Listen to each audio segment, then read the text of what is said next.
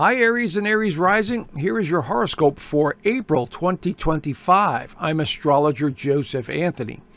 All right, this month we are in the middle of this major shift that we're all feeling. The energy feels really weird. Last month we had a couple of eclipses, especially the solar eclipse, which was in Aries, the first house of identity and self. And so this is going to be a road for many of you that is going to change your appearance. It's going to change your life. It's going to change your purpose. It all begins this month. Now, does that mean it happens right away? No, because we start off the month with Mercury still in retrograde and Venus is still in retrograde and Mars is still in a weakened position in Cancer in the fourth house. So you're struggling with things having to do with your emotions, your foundation, where you want to be, maybe you want to move. You're dealing with the past. That's what this house represents, the past, and Cancer represents the past. But the good news is this is going to shift. The second half of this month, a lot of the energy is going to shift, and you're going to feel completely motivated. Mars, your ruler, is going to go back into Leo in the fifth house. So you're going to feel like breaking out. You're going to feel, much better about your life and where you're going. Okay. The sun is now going through Aries in your first house of identity and self. So the attention and your energy is focused on self-preservation, creativity, taking back your power slowly. But this is what kind of month we have. We have this sort of slow rollout. And of course, the word slow and Aries don't necessarily go together. Aries likes everything fast and moving at a lightning speed and constantly changing. But this is the way the planets, work. They slow us down in order for us to pay attention to stuff before we move forward. So we start off this month with the sun going through the first house, which is great. And then we see that Pluto is still in the 11th house, right up in here in friendships, hopes, and wishes for the future, which is really good moving forward. And then we have a new moon this month in the second house of income and value. So there could be some money-making opportunities this month, a chance to look at your investments, all of that stuff. But the real action is going to be the second half of the month. We've also got a full moon in Libra that's going to light up your seventh house of relationships. So there's a lot of interesting dynamics that are happening this month. And this massive change really started at the beginning of the year. And then March, of course, was a very significant time. But this is going to be a monumental year the rest of the year for many of you. So if you're an Aries rising or a sun sign in Aries, that eclipse in Aries on the 29th is going to be huge. Now, there's something else here to talk about. That is this one right here. Neptune in Aries for a while. Neptune in Aries is about really looking at yourself and realizing who you really are. In other words, letting go of the old identities, coming to the realization that you're a spiritual being, not just a warrior that's out there to conquer, okay? And so you are reinventing yourself completely with this Neptune in the first house. This is the first time it's entered Aries in about 165 years. So it's very important to look at this as a massive change in your identity, your appearance, how you view yourself, how others view you. This is going to be the theme as Neptune stays in this sign at least until the fall, and then it'll retrograde back into Pisces for a bunch of months. And then in 2026, it re-enters Aries again. And so this is, again, you're going to be sort of looking at the world from a different perspective. Okay? So as we start off this month, you could see there's a whole bunch of planets still in Pisces, including the Mercury retrograde, including the Venus retrograde. These are like heavy anchors around us, trying to motivate us, trying to take a look at the past and go, do you realize you made all those decisions and you interacted with all those people for a reason? And that's what it's doing for many of you. And so you might be laying low as you start off the month. And it's a very interesting dynamic because the eclipse from last month and the sun in Aries wants to move you forward. You guys are itching to go. But this is like, an anchor that is just holding you back. Okay, so it's a push and pull kind of energy that we are dealing with this month. But this will change the second half of the month. Now, Mercury goes direct in Pisces on the 7th, and that should start helping things a little bit because now Mercury is starting to move forward in, here it is in stationary position, and the clarity begins to return. The fogginess starts to lift, and Mercury will actually enter Aries again around the middle of the month, so that's going to help you a lot.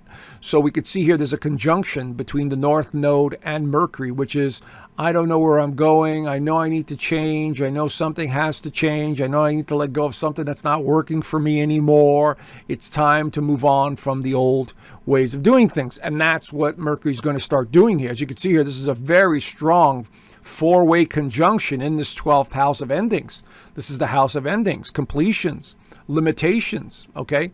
And it's in Pisces. So it has to do with your spirit, spirituality, realization that you're coming to. Like, I can't keep doing the same thing I used to do. You know, that kind of mindset. Okay, so keep that in mind. Remember, you're reinventing yourself. The full moon in Libra on the 12th is going to highlight the relationship sector because it happens to be in Libra, your opposite sign. It's going to be at 23 degrees of Libra. So wherever this is in your actual birth chart, that's the area you want to take a look at. But this one is very interesting because not only does it deal with other people in your life, so you may be questioning your current relationships, your contracts, your agreements, how you're involved with other people, neighborhoods, all of that stuff. But Mars is also going to be in the picture, your ruler. As you can see here, it's creating a T-square once again in your chart. And this has to do with your home, feeling, and foundation and a relationship. So many of you may be questioning a relationship. Such as a job, maybe a legal matter, or something to do with your home environment. Like it's time to move. It's time to get out of here. It's time to remodel. It's time to buy real estate. It's time to sell real estate. You know, this is what you're going to be thinking about on a large scale around this full moon.